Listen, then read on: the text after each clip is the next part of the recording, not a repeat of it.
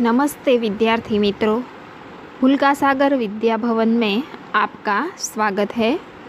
मैं एकता कुक्कड़िया, मेरा विषय है हिंदी।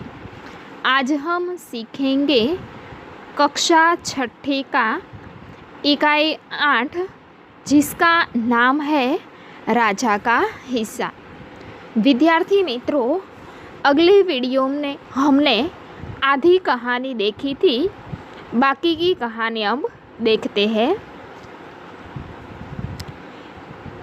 किसान इस बात पर राजी हो गया। ખેડૂતે રાજાની આ વાતને પણ માની લીધી।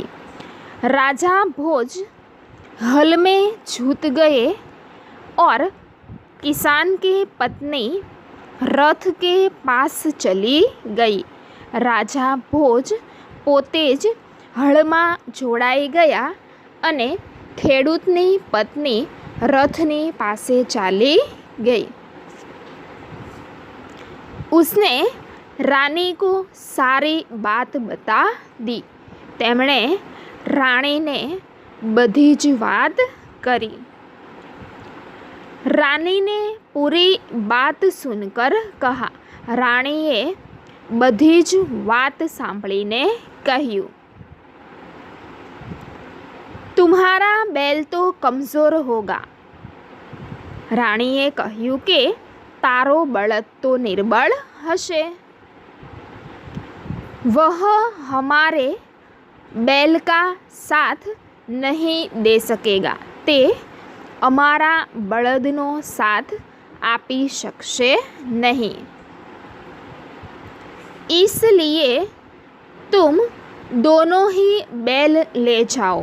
એટલા માટે તું આ બંને બળદ લઈ જા। किसान की पत्नी दोनों बैल लेकर खेत पर पहुंची। ખેડૂતની પત્ની બંને બળદ લઈ અને ખેતર સુધી પહોંચી। किसान बहुत प्रसन्न हुआ। ખેડૂત ખૂબ જ ખુશ થઈ ગયો। राजा भोज ने कहा। राजा भोजे કહ્યું, अगर कभी कोई दिक्कत हो तो मेरे पास आना। राजा भोजे કહ્યું કે જો તને કોઈ તકલીફ હોય તો તું મારી પાસે આવજે। कहकर राजा भोज ने उसे अपना परिचय दिया तो किसान बहुत शर्मिंदा हुआ। એવું કહી અને રાજા ભોજે પોતાનો પરિચય આપ્યો ત્યારે ખેડૂત ખૂબ જ શરમાઈ ગયો અથવા ખેડૂત ખૂબ જ લજ્જિત થઈ ગયો।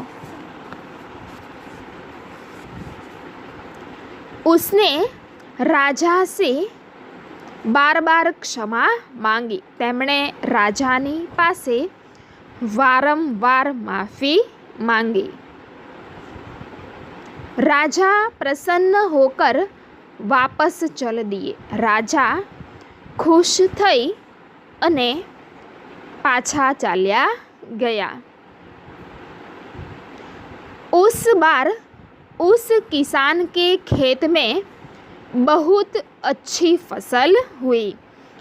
आ वखते ખેડૂતના ખેતરમાં ખૂબ જ સારો પાક થયો।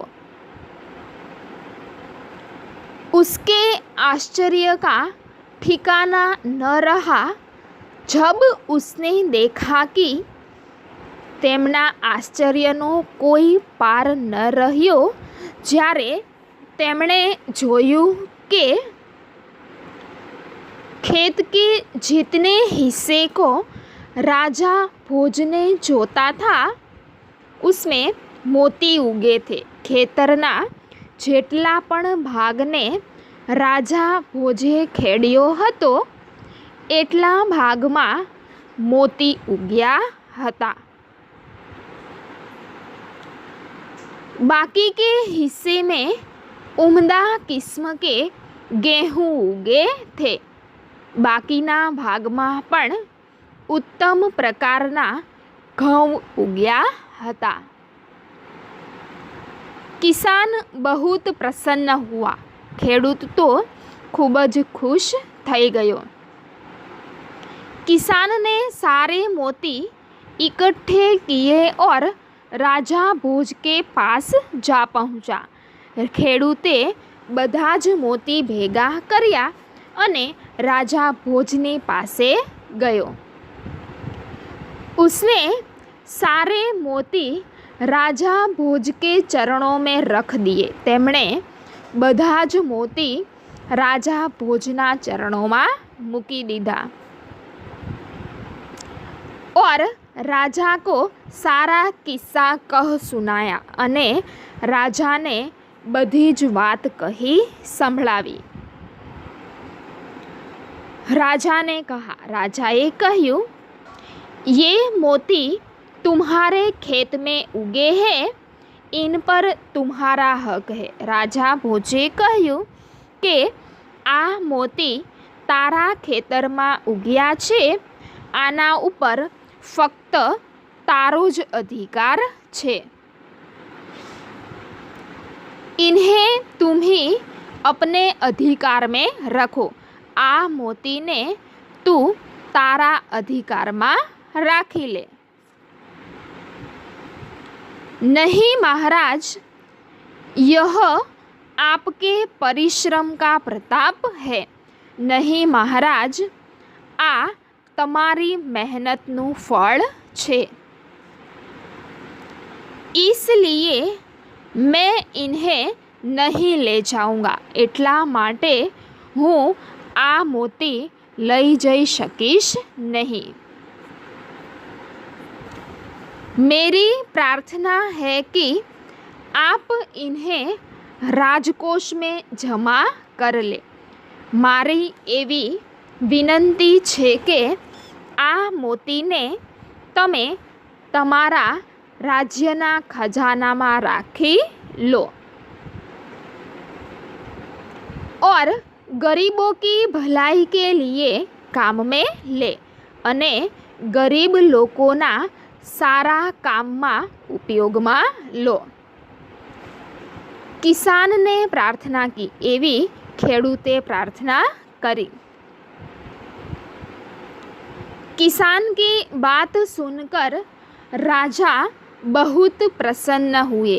ખેડૂતની વાત સાંભળી અને રાજા ખૂબ જ ખુશ થઈ ગયા.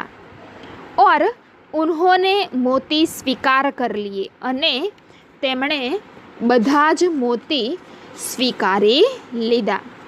विद्यार्थी मित्रों, अभ्यास का पहला प्रश्न देखते हैं. निम्नलिखित संवाद किसने किससे कहा है, क्यों कहा है? पहला है, भले आदमी तुम यह क्या अत्याचार कर रहे हो? भला कहीं स्त्री को भी हल में जोता जाता है?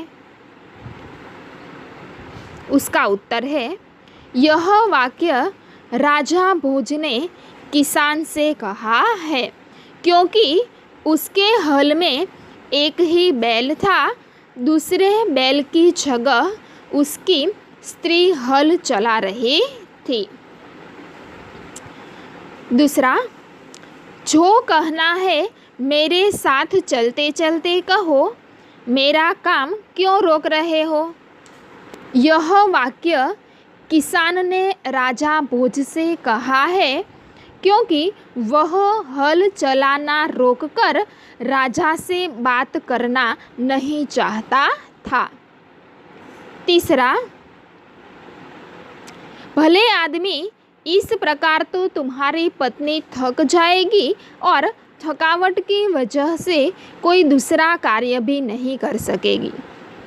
यह वाक्य राजा भोज ने किसान से कहा है, क्योंकि उन्हें किसान की पत्नी पर दया आ गई और जो हल में एक बैल के स्थान पर जुती हुई थी. चौथा, ये मोती तुम्हारे खेत में उगे हैं, इन पर तुम्हारा हक है. यह वाक्य राजा भोज ने किसान से कहा है क्योंकि किसान के खेत में पैदा हुए मोतियों का स्वीकार करना उन्होंने उचित नहीं समझा। 5वां, नहीं महाराज, आप इन्हें राजकोष में जमा कर ले और गरीबों की भलाई के लिए काम में ले। यह वाक्य किसान ने राजा भोज से कहा है क्योंकि मोती राजा के परिश्रम से ही उसके खेत में उगे थे, इसीलिए उन मोतियों पर किसान का हक नहीं था।